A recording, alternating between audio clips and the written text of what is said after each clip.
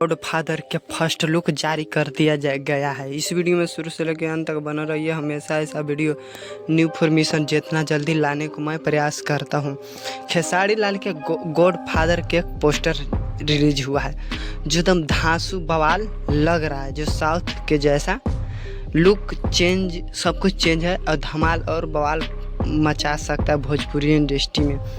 Poster तो अच्छा खासा है, लेकिन अब फिल्म के बात करें तो फिल्म कैसा रहेगा कैसा नहीं रहेगा, ये रिस्पॉन्स का कितना मिलेगा कितना नहीं मिलेगा अभी तो आने के बाद भी पता चलेगा।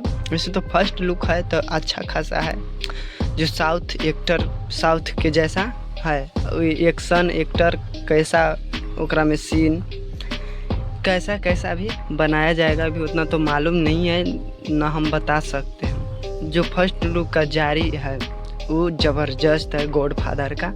एक पोस्टर में तो कोई कन्हू से कोई चीज़ के गड़बड़ी नहीं है पोस्टर में, लेकिन फिल्म देखते हैं फिल्म कब आएगा। इसी मई महीना में रिलीज कर दिया जाएगा और धमाल और बवाल भोजपुरी इंडस्ट्री में मचा के रख देगा। हम हमेशा ऐसा वीडियो जितना जल्दी लाने का मैं प्रयास करता हूँ। पूरा वीडियो देखने के लिए धन्यवाद।